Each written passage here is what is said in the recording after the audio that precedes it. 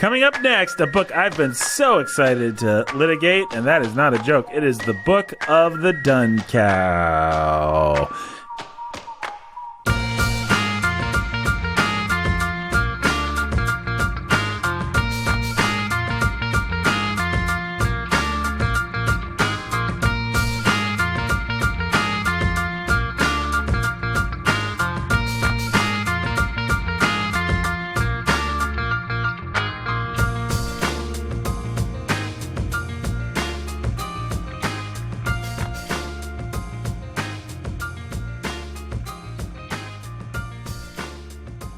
Hey everybody, welcome to the Bookening, coming to you from Top Secret Studio B. This is Nathan, your humble and obedient host. I'm being joined by none other than the scholar who's a baller of reading, right there, or books.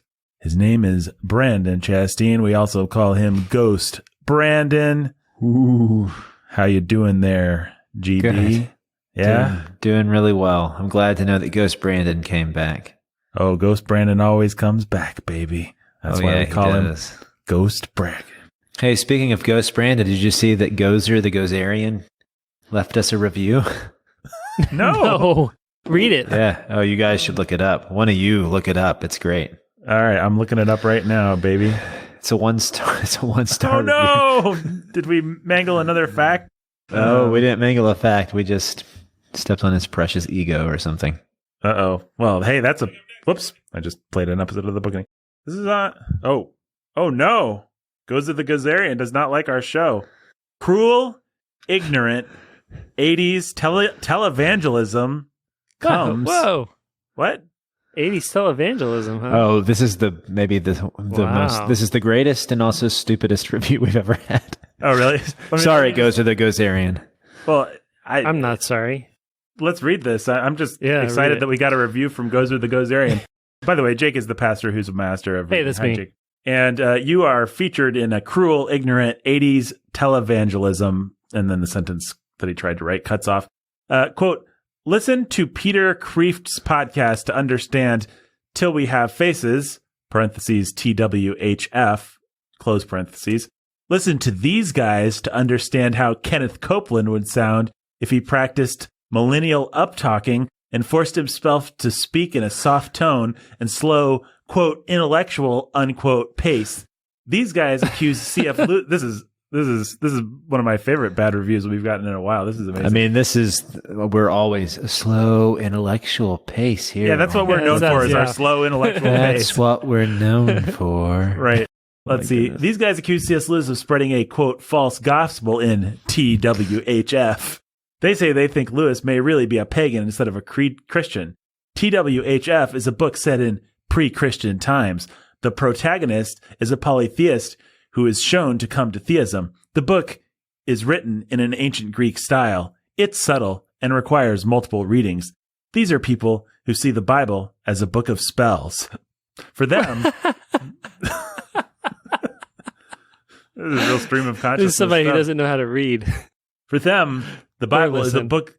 These are people who see the Bible as a book of spells. For them, the Bible is a book of rules. And if you know the biblical rules and spells well enough, then you use them to manipulate people and even God. Peoples who see the Bible as a tool to be used to control God and manipulate people will not like TWHF. This podcast's analysis of TWHF leads me to believe that the hosts believe in the Bible as a book of spells. Don't listen to these guys. This is like a sort of a... Some 15-year-old literal sophomore in high school wrote this review. Don't listen to these guys. They think they're really smart. They probably are really smart and will be really smart someday and come back and be ashamed of themselves. And I mean, I'm just going to give them the most possible credit in the world and say this person is a very precocious 14-year-old who's going to hate themselves for writing that review in about 10 years. You're giving them the benefit of the doubt there. I imagine some a 33-year-old in their mother's basement. That's the alternative reading. And I grant that is maybe the more likely reading. I'm imagining. If you give me your address, I'm going to send you some wet naps to wipe the Cheeto dust off your keyboard. Wow. We're gonna send you some man wipes so that you can compensate for the fact that you haven't taken a shower in 2 weeks. And a stick of deodorant. You guys are really dunking on poor Gozer the Gozerian here. All he wanted to do deserves it. I mean, I'm worried he might try to. Of that take is just. Well, I didn't read the last sentence, so I should finish this up. Oh, finish they are it, Kenneth please. Copeland fundamentalists impersonating reasonable millennials. He got us. It's true. It's really true. We're about as Kenneth Copeland-esque as it can possibly get. I mean, you guys remember when I pitched this podcast, we need to disguise our Kenneth Copelandia as reasonable millennialism. Yeah, he got us. I mean, I am wearing a Kenneth Copeland shirt right now. And I'm wearing a double-breasted purple suit. Yep. Is that the kind of thing Kenneth Copeland would wear? I don't know. Yeah. Well, I guess this was the form of our destruction. He got us. Stay Puft Marshmallow Man. I hope Gozer is back in force with style in this new Ghostbusters movie. I hope he's mad about our podcast. I hope that's the plot. I hope he can't. I hope that's the reason he's back, because he had to destroy the Bookening. Destroy Kenneth Copeland fundamentalists impersonating reasonable millennials. That would be awesome. Oh, that should be our T-shirt right there. Kenneth Copeland fundamentalists. Somebody needs to draw Gozer the Gozerian destroying Kenneth Copeland, like sicking the dogs on him. It has to be Kenneth Copeland would be with awesome, like a Stranger Things sort of shirt with Gozer the Gozerian over the three of us down in a field or something. Yeah, but awesome. We're wearing purple suits. Yeah, and the dogs are coming. Yeah.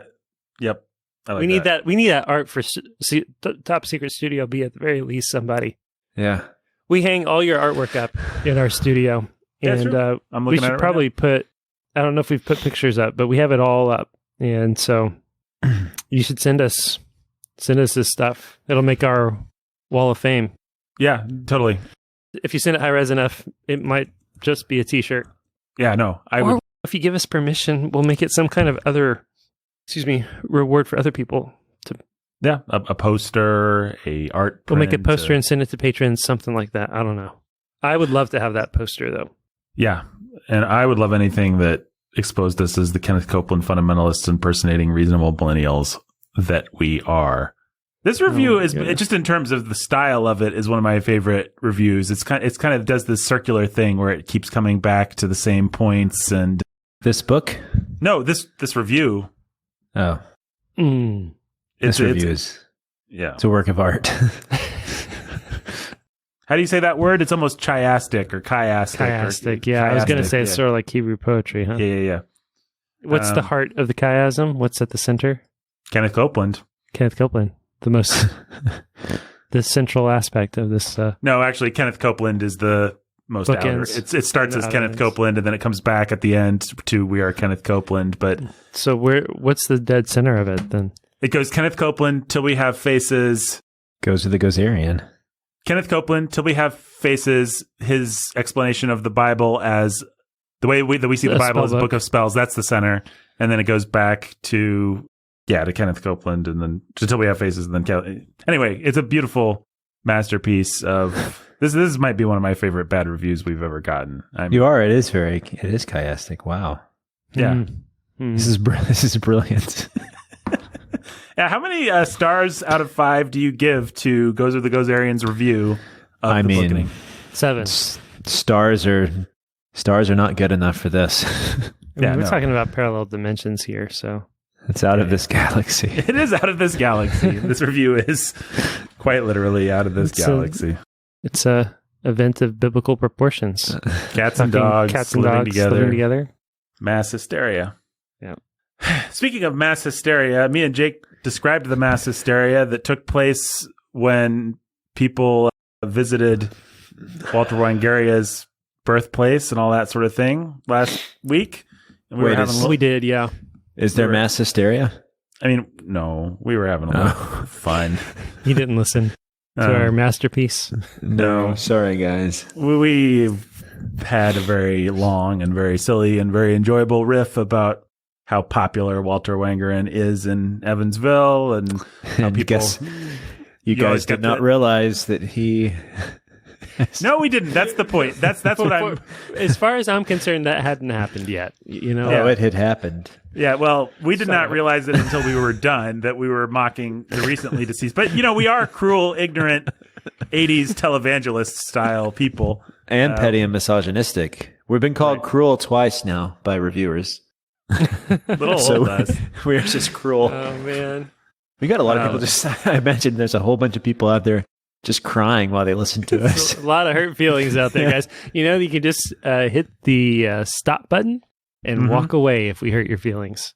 Or you can cry your fat tears over the fact that you're wrong. Right.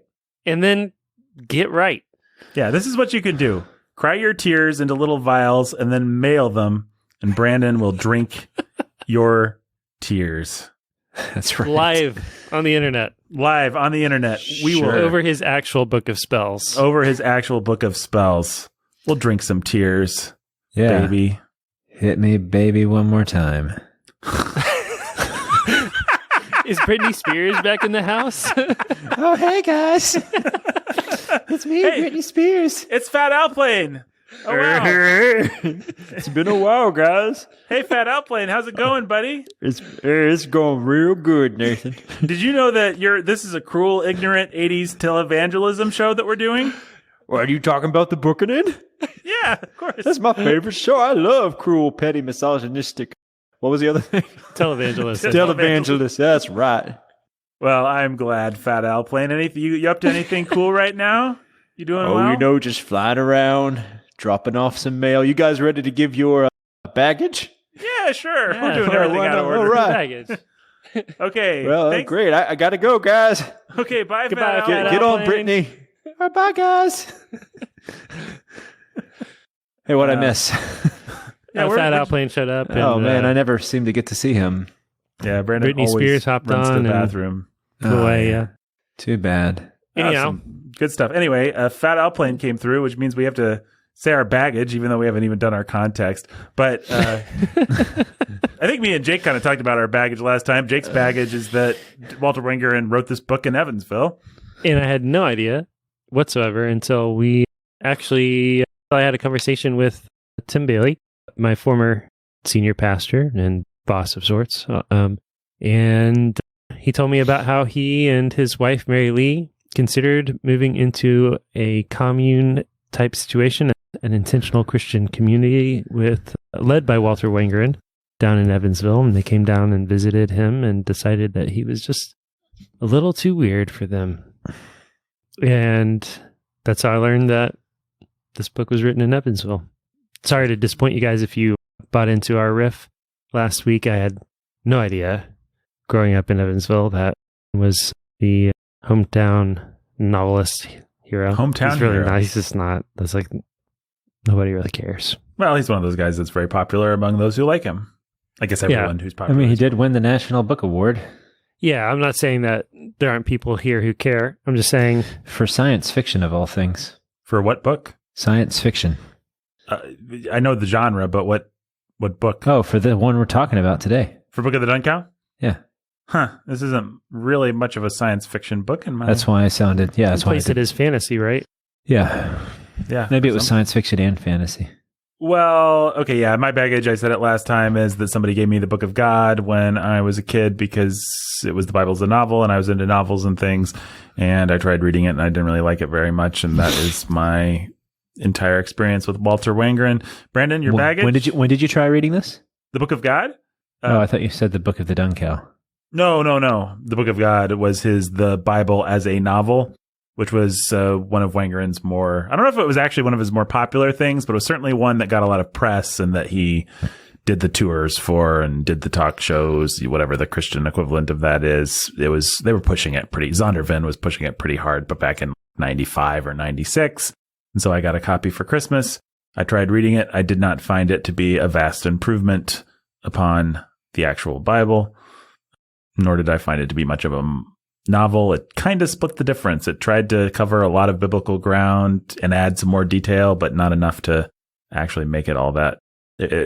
It did not do the thing that even a silly book like Two from Galilee or a movie like Prince of Egypt can do, where they take one Bible story or one Bible character and they kind of imaginatively try to fill in the details. And I don't really appreciate that sort of thing when it's about Jesus, and I don't know that I appreciate it that much when it's about anyone else from the Bible, but I can enjoy. I enjoyed Prince of Egypt and stuff like that, but Walter Wangerin did this weird thing where it was like, it's the story of Abraham, and I'm describing things and giving it a little bit more detail, but I'm not really bringing all that much extra depth to it. I don't know. It was weird. It was a weird crossbreed of a book, and I didn't think it was a very successful experiment. I was probably 10, though, when I read it. So that's my Wangerin baggage. And were those your thoughts when you were 10 about it? Yeah.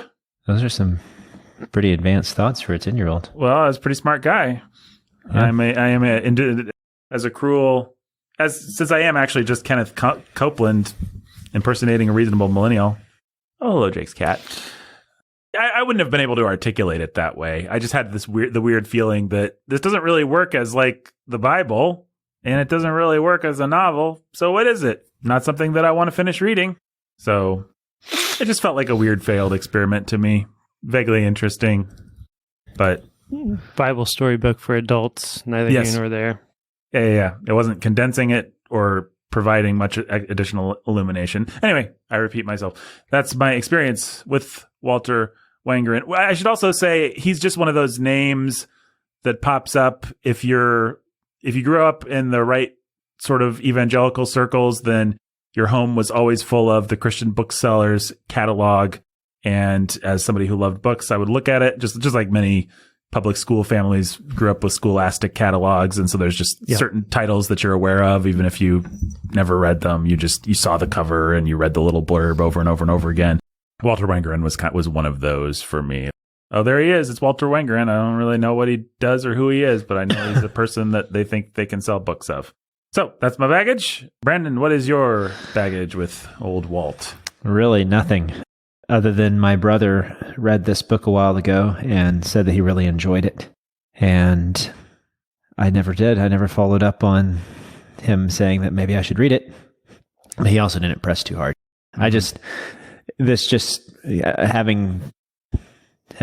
Do people know that this book was recommended that we read? This is one of our donor books. Yes, I think me and Jake mentioned it, and we might as well just say it. I'm just going to say it. I don't think he'll mind. This is our good friend of the show and donor, Jay and Katie, who are cold and love cheese, and also C.S. Lewis, including Till We Have Faces. Maybe Jay is the Gozerian. It's possible. He left that review. He is a big TWHF fan. No, this was a Jay and Katie special, and if memory serves, it's been a while since the correspondence, but I think this was particularly something that Jay was excited for us to do, because I talked to Jay a little bit about this, and he was like, oh boy, I hope you guys aren't going to be too jerky to this book. And I told him, I don't think so, but maybe. I liked reading it. I'm not sure what I think of it. I will say, just to offer a little hook for these podcasts, I really don't know what I think about this book, and I have intentionally put off figuring it out in my mind because it was a bizarre experience, this book. It was. But anyways, so when Jay recommended that we read this, It was like, oh yeah, I've heard of this before. Kind of like that. Yeah. But beyond that, never read Walt. Never had reason to read Walt, really. Mm-hmm. So, well, there you go. So you bring no baggage. No baggage. Were you aware of his existence, or was this just like... Not really, not too much. This was an area... So Jeremy got into science fiction and fantasy more than I did. Mm-hmm. And I think maybe somebody recommended it to him. You would have to be in a particular world to have had this book recommended to you. Mm-hmm. Jeremy did, and it was one of those things. Not like I don't listen to what Jeremy recommends I read, but it was more just one of those passing things where he said, I like this book, and he said, it's about Chaucer. And so I was like, oh, that sounds kind of cool. Mm-hmm. And then I just never got around to reading it. He is the dark-hooded Lord of Death, after all. You got to listen to that guy if he has a suggestion. That's right. Well, speaking of suggestions, I suggest that you, Brandon, as the contextual Texan from Texas who provides context, provide some context on this work, The Book of the Dun Cow by Walter Wangerin. Yeah. Well, you guys have already talked a little bit about him, haven't you? I mean, we talked about the fact that he lived in Evansville and spun a big mythology out of it for like 20 minutes and really tickled ourselves pink, which I know is what people tune into the podcast, is to hear self-satisfied jerks laugh about somebody who just died. Yeah, he did just 2 weeks ago. Which again, we did not know. We talked about the people of Evansville protesting Madonna for... I think she failed to visit the bones of cockatrice when she was here. She failed to visit the bones of the rooster that inspired cockatrice. Mm-hmm. And so the people of Evansville protested her. And we talked about the tourism industry and in Wangerin. We talked about artifacts and fake artifacts that are sold under Wangerin's name. The pieces of Walter Wangerin's childhood home that are being sold around the city when put together could build a skyscraper. Yeah. We just had a grand old time mocking the idea that people would be excited about Walter Wangerin. We were very pleased with ourselves as we... Yeah, I can tell. Well, he died 2 weeks ago. So well done, guys. Maybe we are cruel. Maybe we should just cop to it. I think we might be. we might just be cruel. Well, we did not know that he had just died. We had no idea. And again, I don't think I hate this book. I think I might like this book. I don't know. It's a weird book. Look, it is a really well-written mythological sort of thing that really is... I don't know anything quite like it. And it has some of the best action I've ever read in my life. Yeah. And so it's got a lot going for it. And it's super compelling. It's very easy to read and be sucked into for me. Yeah. I really enjoyed the reading of it a lot. I did too. I'm not sure that I loved how it ended or the moral of the story. In fact, I'm pretty sure I didn't love it. Yeah. The moral of the story? Yeah. Insofar as there is one. I can't deny, though, that the book was just really fun and well written and did a great job of drawing me in and involving me in another world and doing the same sorts of things in a weird way that Watership Down did, of not being a farmhouse book like I was afraid it would be, but being sort of transcending that, but getting way more mythological than Watership Down. But then the mythological elements of it, well, they're worth talking about. And then the way it all ended, and the way that our hero, Chanticleer, deals with things at the end. I'm just not... I get it, but I'm not sure that I like it.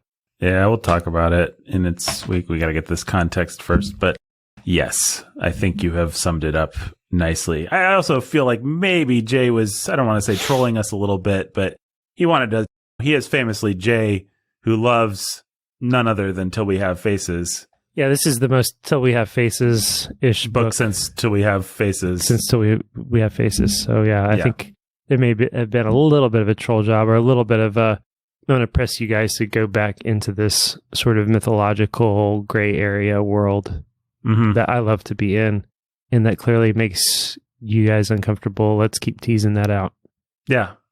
Well, and I have some more thoughts, but let's get our... We activated the great contextual Texan, and then we haven't let him terminate his mission here. So yeah, well, as you guys have already talked about, he lived where you guys are at in Evansville for a while. I mean, he actually taught in Valparaiso University up until his death. I'm pretty sure he was teaching there up until his death, at least. But anyways, it's in Valparaiso, Indiana, which is also not too far from where we're at. So at the opposite end of the state from where we're at. Well, not too far. I don't think of the state as very big because I have to go all over it anyways. Yeah. In the cosmic sense, it's... In the cosmic sense, yeah. Nothing. Yeah.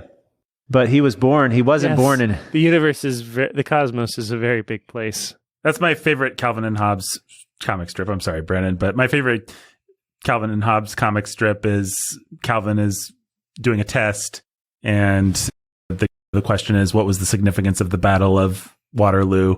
And Calvin writes, in the cosmic sense, probably nil. And it cuts to him walking into the principal's office as Miss Wormwood looks sad and depressed. It's just a good little comic.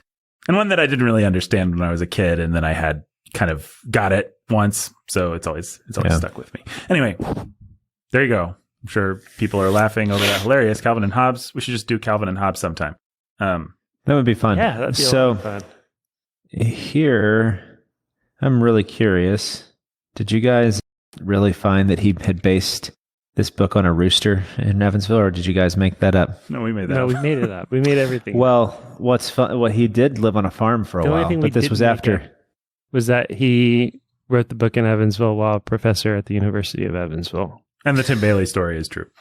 Well, not only that, he was also, so he grew up the son of a pastor, a Lutheran pastor.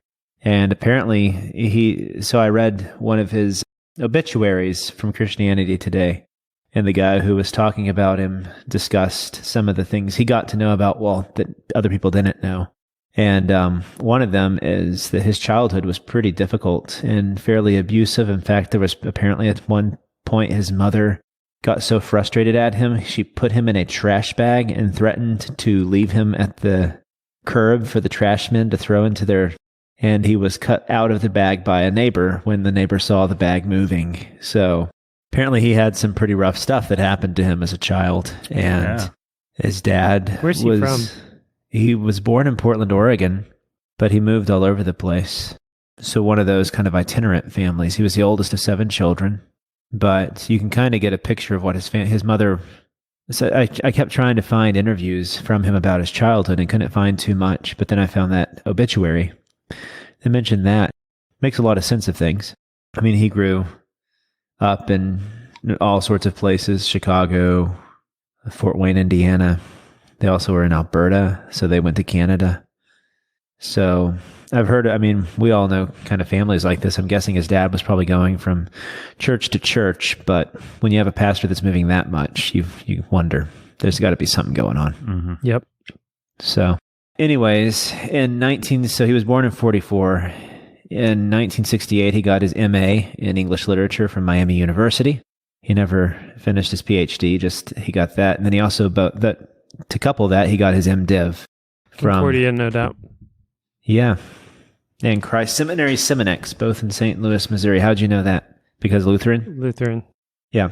He followed in his dad's footsteps for a while. From 70 to 91, as Jake said, he taught English at the University of Evansville. It was 19 years, huh? Yeah. Well, 21 years. 70 to 91. From when to when? Right, did Jake and Wangerin intersect? Oh, yeah. 70 to 91, yeah. So you probably egged his house or something, Jake. It's possible. Yeah. It's also possible I read I think I remember reading that he had a religious column in the Evansville Courier. Yeah. And, as cruel as you are, it's possible that one bad rooster was based on you. It's possible, yeah. You did put old man Wangerin in a trash bag one time. I did, yeah. I did that, and I... pretended to be his mom. I did, yeah. For a 10-year-old to do. And then I tortured this dog and released it at his house. Yeah. Yeah. Well, it's all coming together. Who knew we'd figure this out? Yeah, I was 7 when he moved, so you've moved on to greater torture then, but you were torturing a lot of dogs when you were 7. Yeah, absolutely. I mean, my parents divorced by then, so yeah, I was just like off the rails doing. What's that, Brandon? You want to get things back on the rails? I don't even know, guys. In 78's when he published The Dung Cow. And so if you look at the list of books, I'm pretty sure that was his first and his most successful. But we'll get to that in just a minute. And most of what I've read and listened to by him at the same time, as he was getting news that the Book of the Dung Cow had taken off. So he was an English major. He liked to write. He wanted to be a writer. So he wrote this book. It's based on, surprise, surprise, on Chaucer, his Duns Priest Tale, the Tale of Chanticleer. And I don't know who did it better, him or Rockadoodle. Or Chaucer. Chaucer, I don't think's in the running. It's Rockadoodle, obviously. Yeah. Sorry, Chaucer. He's been dead long enough. Wangerin's barely cold, man. About? What? Who's still alive? He said Wangerin's barely cold, and I said Paul Bettany's still alive. Paul Bettany is still alive. Is he the one who did Rockadoodle? No, he played Chaucer and. Oh yeah, that's right. I get it. He did all the mocap for Rockadoodle. That old 90s rom-com, A Knight's Tale, featuring Heath Ledger. You know? Yeah. It's an awesome pull I just made. That's the point. Yeah. Two paths deserved to diverge in a wood. Me and Jake both had our own tangents we wanted to go down, and they were both amazing. Well, hey guys, not only was he a professor, it's like he joined me and Jake in one personality because he was also a pastor. Ooh. But he was an ELCA pastor. Yeah. Every interview I saw from him. Count as pastors? Well, what's funny is every interview I read by him, and he always talked about he was an inner city pastor of an African American church. Oh no. And I'm like, no. I know the church that he was a pastor of in Evansville. That is not an inner city black. Well, for one, if anybody's ever been to Evansville, does Evansville have an inner city? Yes. Is it big enough to consider an inner city? I mean, there are government projects and there are street gangs, and I guess it's not like it's more than you imagine. Yes, it's not Chicago or Detroit, but because when you say inner city, you think in Indiana, Cabrini Green or something like that. Yeah, you're thinking maybe Gary or maybe Indianapolis might have an inner city. It's not Gary. It's not Indy. There are parts of Evansville that you don't want to be in it. Well, yeah, but Fort Wayne would be the same way. But yes, it just seemed a little funny to me to be talking about. It'd be like saying that Bloomington has an inner city. His inner city church is it's actually the Near East Side, and it's a pretty gentrified area and always has been. It's in the neighborhood of the University of Evansville and one of the top private Catholic high schools in the area, and beautiful old houses, and it can only be considered. It's just that's a joke. That's just a joke. Sorry. Trying to find this. I mean, I'll take you to the church that he was a pastor of. I will go make a video. In his 20s, he led a church congregation with a different racial and social makeup than any he had known. That's from the obituary. Okay, he says so the population of Evansville is 15% African American. Yeah. So if he's... Yeah, so here, this is from one of his interviews. When I wrote The Dung Cow, I was a pastor of an inner city African American church. That makes it sound like he came from like New York. Huh. Right? Am I wrong that when you use that sort of phrasing, it makes it sound like at the very least you were... There are a lot of inner city-ish African American churches in Evansville. They're not ELCA, they're not Lutheran, and they're just not... Yeah, it's just... And he gets a lot out of that, and also the obituary makes a lot out of the fact that he... Well, here, in academic days, he joined a protest movement that formed a breakaway seminary in exile. In his 20s, he led a church congregation with a different racial and social makeup than any he had known. He chaired committee meetings, ministered to street people, negotiated a racially blended family. I tried to verify that, but I don't know if his wife is African American. I don't know. And taught Bible and literature to cynical undergraduates. Man, that's the toughest thing he did right there. On a whim, he bought a farm where he spent many hours repairing fences, mowing grass. So he became that poet. And building a riding retreat reachable only by a trek on wooden planks across muddy fields.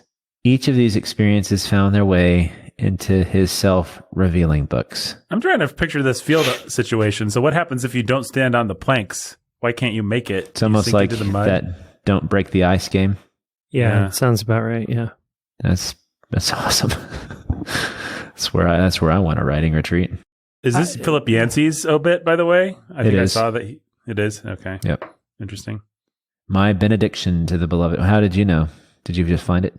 I think the reason I realized Wangerin died is because I just Googled Wangerin, I think maybe to get a picture for social media or something. Yeah. And the first thing that came up was Philip Yancey's obit for Christianity Today. And I was like, oh, whoops. I guess we're doing something timely. Who knew? Yeah. So anyways, so it's while he was doing this, being a pastor and a professor in the inner city of Evansville, that he wrote the Book of the Dung Cow. I haven't really found too much about what inspired the thing. But anyways, I mean, he was an English major, and so he had to have known Chaucer, right? Did he do medieval studies or something? Like, did he have any expertise in? That's the thing, is he talks a lot about his life after Dung Cow, and he talks a lot about the book and things like that. I've got some things we can read, but he's pretty silent on a lot as well. It's kind of weird. I think he must be a pretty must have been a pretty private guy. It's kind of implied in that Philip Yancey for his obituary. Myth-making. Yes, except for the myth-making. So anyways, this book, he publishes it. So when I wrote that, I was a pastor of an inner-city African-American church. I published through Harper Jr. Books, and they did an auction. I only discovered later that when Simon & Schuster bought it from paperback, that was the highest price ever paid for a children's book to be purchased that way. It was also nominated for the National Book Award. I truly did not understand what was going on. I received a list from New York of books that they wanted I received a list from New York of books that they wanted me to respond to, whether I liked them and what I thought, so I thought I was simply being asked to be a judge. I didn't know that my book was up for a prize, and then he heard that he got the prize. And it changed his life. After that, he decides he wanted to be a writer, but he also has a pretty successful speaking career as well after that, and then publishes some other novels. You can find a lot of his interviews. The benefit of him having been alive as of a few days ago is that there's quite a bit of video of him. And so you can go and kind of get a taste for what he's like, kind of urbane, witty. In a likable way or a kind of off-putting, smug way? Not too off-putting. I think he's what you would expect. He's actually what I think if you took kind of an intelligent-looking older man and told them to... It's like guys who go off to Brown County in Indiana and become artists. The sort of mentality and way that they have of speaking. Yep. A little bit affected, but you get the sense that they feel like that's what they have to do if they're going to live that life.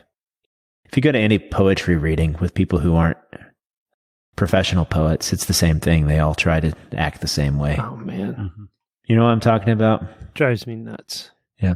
A little bit of a lilt to your voice, really trying to be witty and clever, but at the same time deep and profound, and bring some sort of... The words all have a rich resonance, and they taste like something in your mouth, kind of an affectation. Got your jacket with the patches. And the only person who could pull that off was Seamus Heaney, because he was Irish, man, and that Irish accent, you can do whatever you want with it. Yep. Well, it also just helps if you look and sound like death. I mean, honestly, Yeah. Unless if it feels like life has beat Johnny the crap Cash. out of you, and you've drank a bunch, then you get to behave that way. Johnny Cash is actually a good example of that sort of thing. But anyway, so it was successful. This is from an interview, and this is the reasons he thinks it was successful. I think number one, that it is genuinely well written, and that it tells a story that people would want to know the end to. Also, there's a nice balance between that which is spiritual and humorous. The animals really are human. This goes all the way back to medieval writing, so he must have had some fondness for medieval writing. When you wanted to write about a person, you would take an animal that had human characteristics and allow that characteristic to exaggerate the man. That creates a kind of humor that is both ironic and at the same time affectionate and forgiving. The whole use of animals allows for all kinds of imagination. I took the elemental story... Say what? I just want to affirm that that's all true, and that is part of the charm of what he does. Yeah. The whole use of animals allows for all kinds of imagination. I took the elemental story of good fighting evil, where evil is not absolutely evil and good is not absolutely good either, and within that, of course, the love between husband and wife and of children who die, and what that does to you. It was not a long book, but it dealt with the elemental questions and elemental perceptions of our human existence in a very palatable way. So that's his take on his own book. So he became he became fairly involved later on with, there was the Chrysostom movement, which is a group of writers, or Chrysostom group, which is like a group of Christian writers who gathered together to encourage one another. Philip Yancey was part of it. And then he also, a frequent publisher on the Rabbit Room. I'm sure people have heard of that. Wangerin published at the Rabbit Room? Yeah, he had a book published by Rabbit Room Press. Huh. He feels like a big get for them, but Yeah. no offense to the Rabbit Room. Is that Peterson? That's Andrew Yeah, Peterson. it's Peterson, and that's where the Green Ember stuff, Scott Smith or whatever his name is, originated. yeah. Pretty sure. And so... Holocaust denier, Scott Smith. Is he really? The author of Oh, yeah. Yeah. I think that's what Brandon was saying the other day. That's right. I forgot how much I'm supposed to hate that Smith. guy. S.D. Smith, yeah. But I think the S is Scott. Could be wrong. So, anyways, he became kind of one of those important figures in Christian writing. Nathan already mentioned he wrote some retellings of Bible stories. He did point out in one of his interviews that he set himself the rules of never adding to Scripture. So he never, like if he was telling about Jesus, he didn't want to do like Jose Saramago with the gospel of according to Jesus Christ, which is sacrilegious. Have either of you read that? No. It's pretty awful. But instead, he wanted to limit himself. So if he was going to have Jesus as a character, he could only take things that actually the Bible said about Jesus. And so his challenge was to find new perspectives. And so he wrote from the viewpoint of some of the apostles or things like that. But there is a strange mysticism that runs through a lot of his stuff. And it's not that surprising, especially since he was a Lutheran, that element would be there. And you see it a bit in this book as well. So he fits in with what you would kind of assume a Christianity Today or a Rabbit Room would be drawn towards, as far as I think his faith and his art. So, but he definitely became, I mean, as far as Christian writers, you know, we talk about how Christians rarely actually achieve greatness, it seems, today in their art, because they are always terrified of, I don't know, you get those goofy movies by what's his face, You know, God is not dead and that kind of stuff. Part 7. Because they feel that, I guess it's because they feel that storytelling has to be the same as evangelism. Right. And that they can't just tell a good story. And that they don't realize that it actually is, God gave us the gift of storytelling, and we love stories because he gave that to us. And in the end, Wangerin seemed to really understand that in a way that got to people beyond Christians, because the National Book Award is a big thing and they gave it to him. So I'm not sure that he ever lived up to it with any of his other works, but I've never read any of his other works. So I don't know. That's up for other people to tell us. Well, I admire you saying that was his rule about his Bible writing, but it certainly did restrict what he was able to do with those. And I'm not sure how he applied it across the board when he was writing things like Paul, a novel, or Jesus, a novel, which are two of his other works. Yeah. I don't know if he became, like a lot of people do, softer in his older age and begin to become more liberal. I don't know. I do not know. Who's the, oh, man, my brain's not working right now.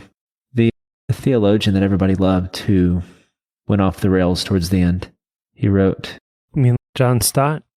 Someone else. I think he just recently died too. Packer, that's what I'm thinking. Yeah. But yeah. Trying to think if there's anything else I wanted to say. I guess the only other thing I would say is that not only did he write fiction, but he wrote a variety of things. He won some awards. I think he won the New York Times Children's Book Award for one of his children's stories. So he was a serious writer, and he got serious respect in the writing community. He also wrote some poetry. And so, I don't know, this book left me wondering, and I'm curious, I think, to try some of his other stuff. He's an interesting figure for sure. And I kind of wish that I had tried to take the opportunity to at least met him. But since he was here in our state, apparently he tried to start a commune that our pastor was going to be a part of. So, I mean, the guy was a bit of a weirdo. He was a little bit of a goofball. He was trying to stylize his life in the way that some of these conservative Christian writers will do, such as that poet that they all love. What's his name? Wendell Berry. Thank you, Wendell Berry. He certainly looks the part when you pull up. He's got a white beard and a very urbane looking man. And so there's sort of like Jake was saying, a sort of self-mythologizing that goes in with being one of these writers. And I'm sure that partly it just can't be helped. I mean, if you have a book that's obviously going to be remembered beyond your life, I'm sure the temptation would be there to start self-mythologizing. Get your house in the countryside so people who come and meet you will be like, wow, this is where a writer would live. Yeah. There's a sense in which, because this guy claims Christ, I think we're probably tempted to be a little harder on him. Like if Hemingway was doing all the same stuff, we just wouldn't even blink. It wouldn't even... Yeah, that's what I mean, basically. Yeah, because Hemingway definitely did that same stuff. Well, yeah, Hemingway. Yeah. Probably a silly comparison point because he's so much that way, but... He escalated it to 100. All right. A prophet's not welcome in his hometown. This guy lives down the street from me, and my capacity for patience with his pretensions is a lot smaller than it would be for other people. Yeah, if he was a New York guy, maybe we'd be like, maybe some of them are urbane, but we're like, we know you, Wangy. We know everybody here in the Midwest. You're not that urbane. Yeah. All right, you guys want to hear a Christmas poem by Walter Wangerin Jr.? Let's hear it. Yeah. This is just the first thing that popped up when I typed in Wangerin poetry. This is in Reformed Journal. For the 12th night. Sing softly the cherries, red, red, sweet and good. Sing apples and oranges, the cinnamon food. Dance swiftly the cider. Spin more than you know, for liquor and laughter will lighten your load. Declaim the roast turkey and riddle the sauce. Potatoes are stories of fortune and loss. Pipe merrily, carrots, drum beats till they bleed. They root down to darkness, who started as seed. Oh, candy the greetings you give to your guests. The wassail is fleeting and life ends in death. So taffy your handshake and ginger the kiss. Bake huggings like muffins, a brave Eucharist. Be feast for our Christmas, and all be the food. Beg Christ to assist us in everything good. Well, let's say he should have stuck to fiction. Yeah. I thought it was kind of cool. Did you? Really? What was the thing about potatoes or sad stories or something? This is what was bleeding? Something was bleeding in there. Carrots. I think the carrots were bleeding. It might help if you look at it. He's swinging for the fences, and I think it's probably a foul ball or maybe just a strikeout. But I'm pulling it up right here. I appreciate the fact that he really went for something there. He had this weird food metaphor, like the food personification thing going, and he committed. The minute that you tie it to the Eucharist, you can just make anything. Means anything. I just opened it up, Nathan, and it's not helping. Sorry.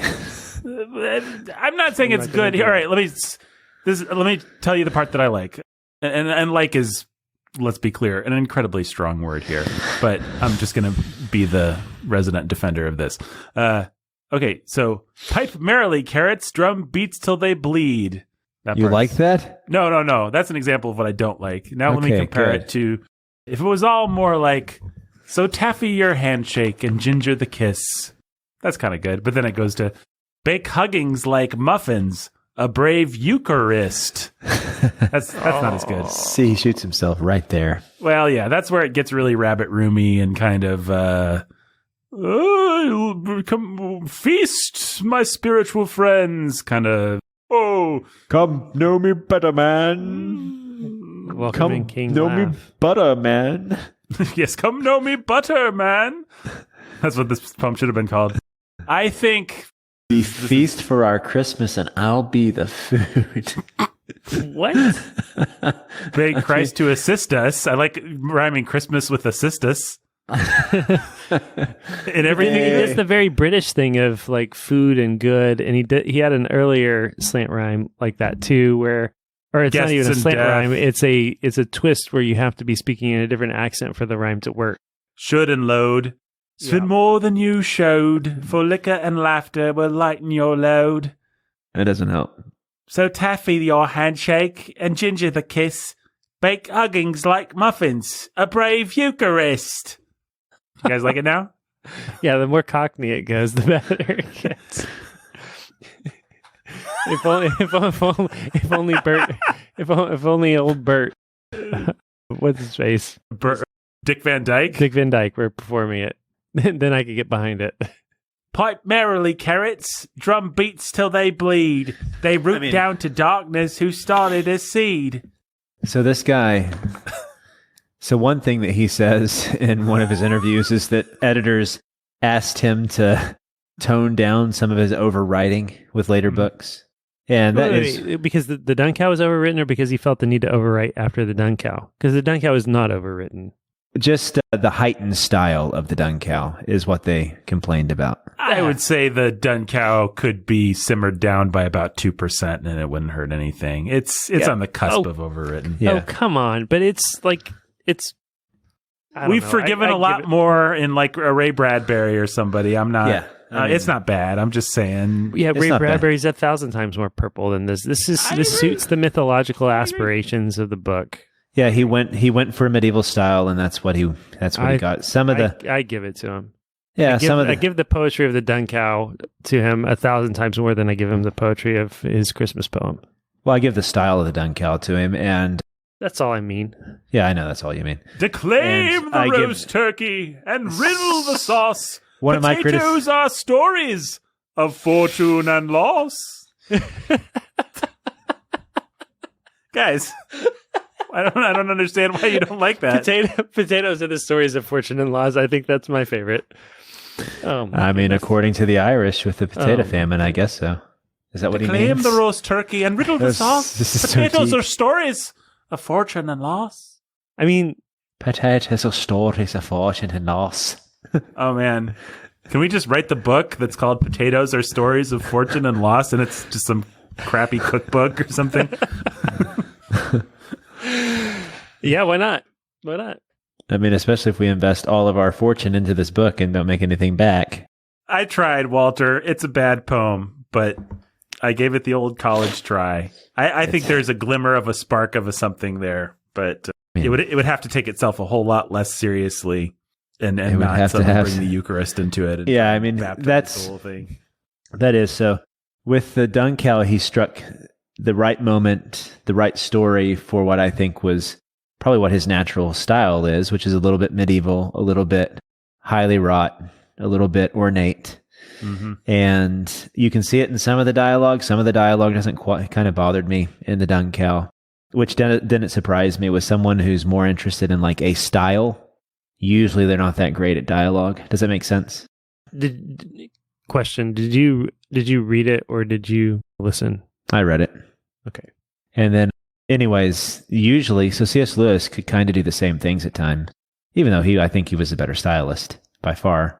But all that to say, they get this notion of what poetry sounds like, and then they just cannot write a good poem to save their life. Yep. And that is what's happened here. I mean, if you look at the carol, the Joseph and Mary one after that, it's just as bad.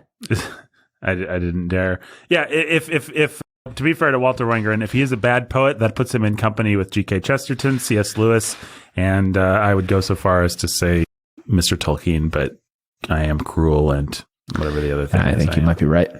Kenneth Copeland in drag or something. Yeah, I am Kenneth Copeland in drag. Well, let me try this one. Let's just... The Carol of Warm and Cold. Mary, she blows on her knuckle, the wind so cold, the night and the snow. Mary, she blows on her knuckle bone, while Joseph... It was until he added the word bone, I was with him. While Joseph, he blows on the coal. The donkey that bore the young mother, sing lullabies on perilous ice. The donkey that bore the young mother bore... the bearer of Jesus the Christ. Mary. Sorry. I'm going to mute myself. Keep going. Mary, she hasn't the ticking, cold stone the floor, and wind at the door. Mary, she hasn't a mattress for catching her baby and Lord. Joseph, he doff his warm clothing. Joseph, man, he doff his warm clothing. Oh my goodness. And binds the hay, a cradle creating. Joseph, he makes of his woolen robe swaddling sheets for the babe.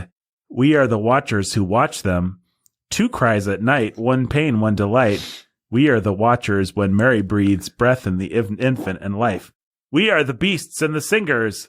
Ba, ba, Gloria. We are the hosts and the herders who see and remember the sight.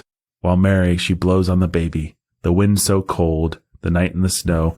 Mary, she kisses her baby's toes, and Joseph, he brightens the coal. Yeah, the idea of what poetry is got in the way of what could have been a great poem here. That's my take on that. I see more in that than the other one. I see the same thing, which is conceptually, he's good. I think in both cases, he has an interesting idea that he wants to do, and he's just... Sure, but he has no idea of how poetry functions well. Yes, I would not argue otherwise. Joseph, he doff his warm clothing. My guess is this guy read he had his handful of poets he would read, but poetry really wasn't his thing. And so, but once enough people told him that he was a writer. Yep. Well, I think why not? Look, why not try your hand at poetry? If you've written a world famous novel, why not? It's a good exercise. And if somebody's going to publish it, great. And it's on them, not on you. And if it got published on the strength of your name and they published crap because it has your name by it, then, he just got betrayed by people. I think that's fair. Yeah, it's probably kind of mean to make fun of the guy for this. You know what's funny is I just noticed if you put in Walter Wangerin poems, one of the first things that comes up is Goodreads page for his book of poems called A Miniature Cathedral and other poems. Nobody likes his poetry. This book has 2.5 stars, and the first review says, "This is unfortunately a terrible book. Wangerin is brilliant and rightly famous for his fiction and nonfiction, but these poems are trite, dull, and often even silly. But no need to dwell on it at length." And then the next review says, "Poetry is not Wangerin's forte. Give this one a pass and read his fiction and practical theology." 100%.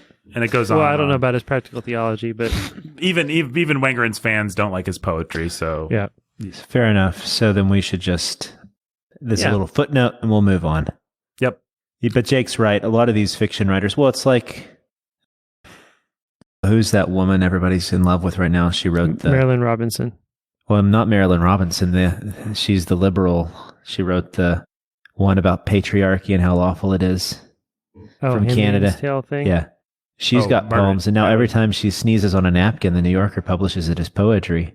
And it's bad. I'm pretty sure it might be worse than the stuff that Walt Wangerin here is producing. And yet the New Yorker's publishing it. Yeah, and it's just like once you've lost standards and everything becomes about personalities, it gets hard. And it's why like people read Chesterton's poetry because Chesterton was Chesterton. Mm-hmm. Well, he's a bad poet. Yeah, he was. But he was a great wit. Mm-hmm. Yeah. And so I don't fault him for writing poetry. It probably helped him be a great wit. And I don't know how much I fault people trying to make a couple bucks off of his poetry on the strength of his name, but they did no service to his legacy. No, the only people that I'm irritated with are the people that love Chesterton and therefore have to defend the poetry when it's self-evidently bad. It's like people who defend Lewis's poetry. And how much self-awareness are you actually able to have about everything you do? I mean, there's a certain degree of humility as a writer, as an author. I mean, I have published poetry and songs that I've written and all kinds of things that I've done. And how much self-awareness am I supposed to have about all of it? You know, if people like it and are affirming it and want to publish it here and there and in other places, like there's a certain aspect of humility that says, I don't get to be the one that decides that this is good or bad. Right. Yep. And I leave that in other people's hands, and apparently people buy it or don't or whatever. So yeah, I think that's true. Often it's hard to have perspective on everything you do. Send it to the publisher. Yeah, and it's in their hands. If they publish it, they thought it was good. My assumption is they thought it was good enough. Okay, cool. And not, well, he's made a name for himself and this will sell copies. Well, and even also, though it's crap.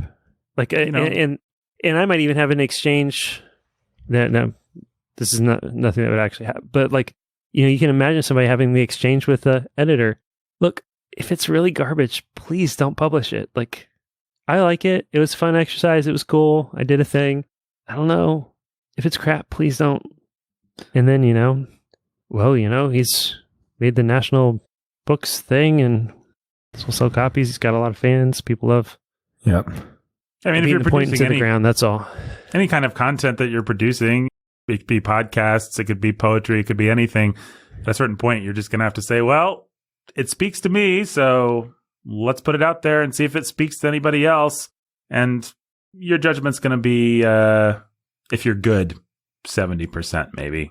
But a lot of times the things that sort of speak to you are the things that really speak to somebody else, and the things that really speak to you are like things that people have the hardest time kind of entering into. It's like, that's just the creative process.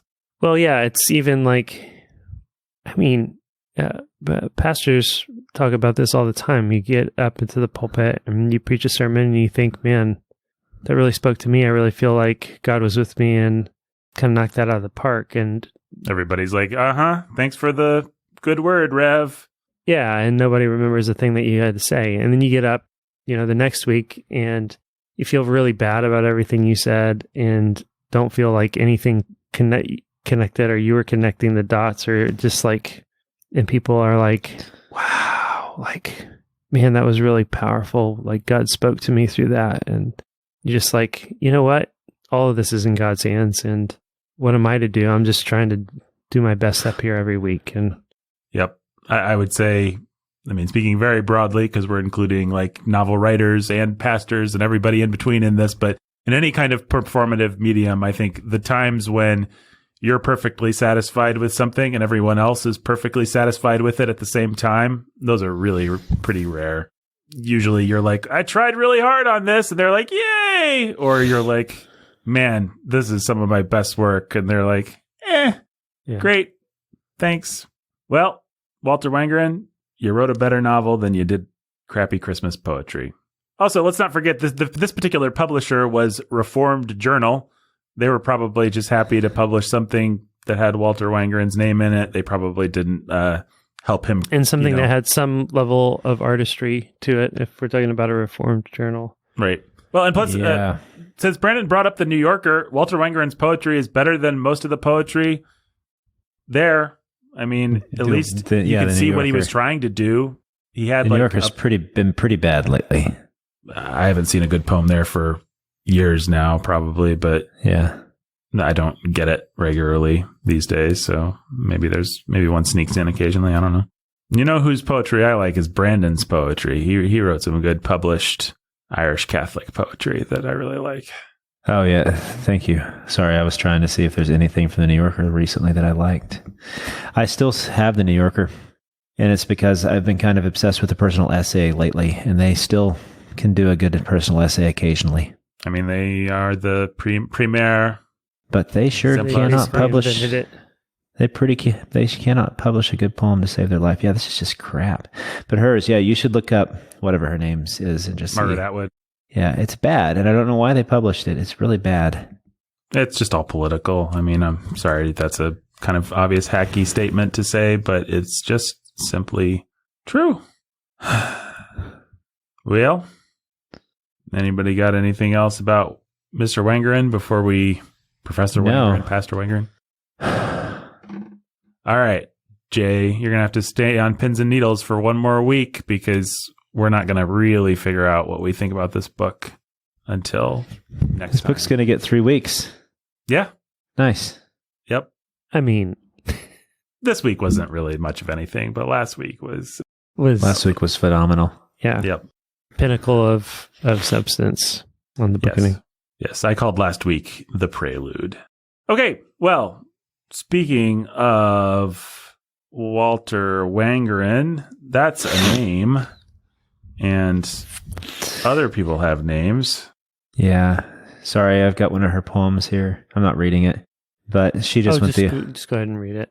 She just went the opposite direction of, so he thought that if you threw some things and put some meter and a little bit of an attempt at rhyme and some deep thought behind it, that makes a poem. Some tactile imagery. Unfortunately, that doesn't make a poem. It makes the skeleton of what could become a poem. I think that being fair to him, like you said, Nathan, and Jake, you with the last poem, if he workshopped the thing, he had something he could work with. Yeah, I think he got a fine first draft, and I would even say that for the food one. In other words, he had a sense of what was literary and what could work. He just wasn't a poet. He was a fiction writer, and poetry is a craft that, they're not the same thing. So Things wear out, also fingers. Gnarling sets in. Your hands crouch in their mittens, forget chopsticks and buttons. That's the opening stanza. Feet have their own agendas. They scorn your taste in shoes and ignore your trails, your maps. Ears are superfluous. What are they for, those alien pink flaps? Skull fungus. This is good stuff. I mean, I don't know what I was saying. The body, once your accomplice, is now your trap. The sunrise makes you wince. Too bright, too flamingo. After a lifetime of tangling, of knotted snares and lace work, oh, there's some for feminism coming in, of purple headspace tornadoes and with their heart trace and rubble, you crave the end of mazes. And see, this is where it gets into that. If you can make it sound like you're saying something esoteric, then everybody will think that you're saying something smart. With their heart race and rubble, you crave the end of mazes and pray for a white shore, an ocean with its horizon, not so much bliss, but a flat line you steer for. No more hiss and slosh, no reefs, no deeps, no throat rattle of gravel. It sounds like this. I get it. She's old and wants to die.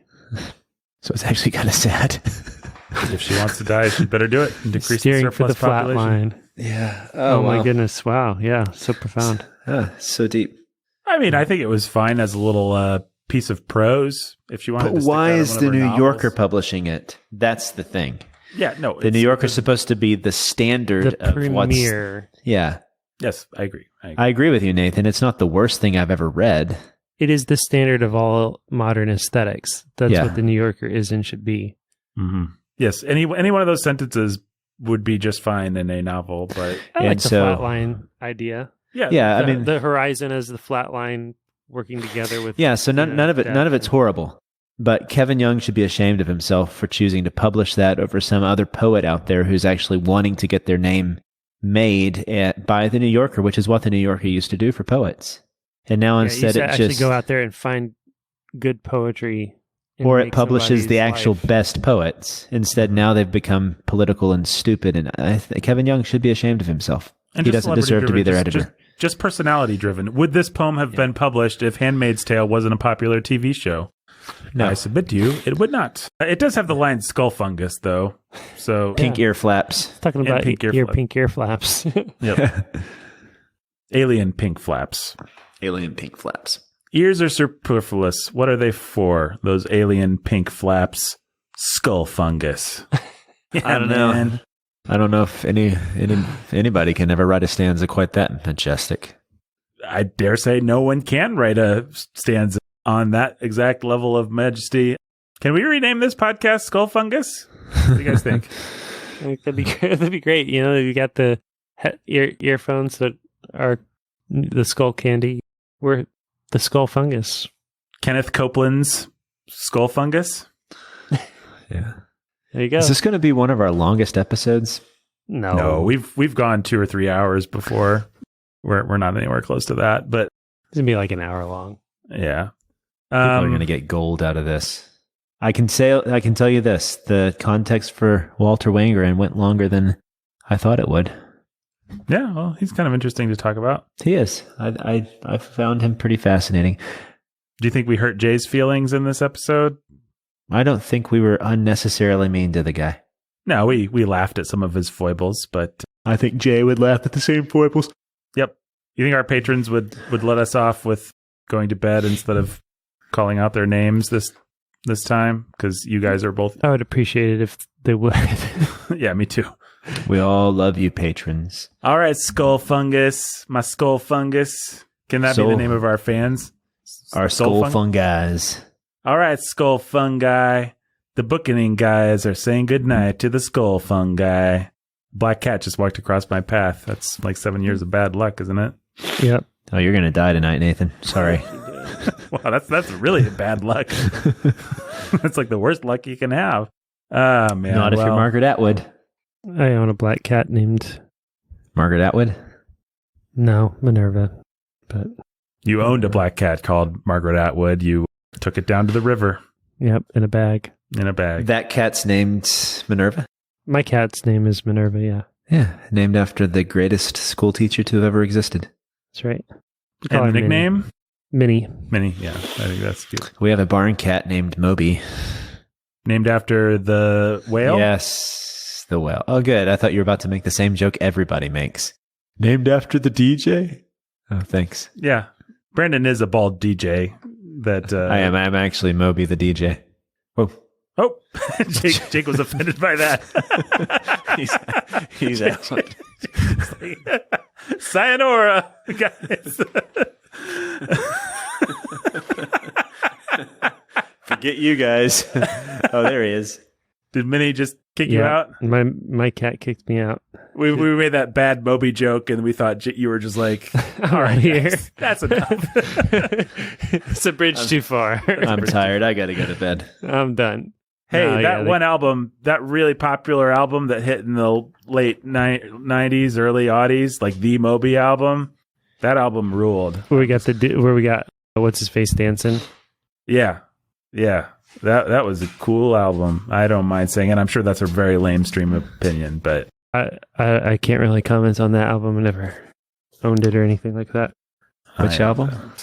I don't know. It was the popular Moby album. I think maybe the end song for Bourne, all the Bourne movies, probably comes from it, among other things. You'd know like all of it.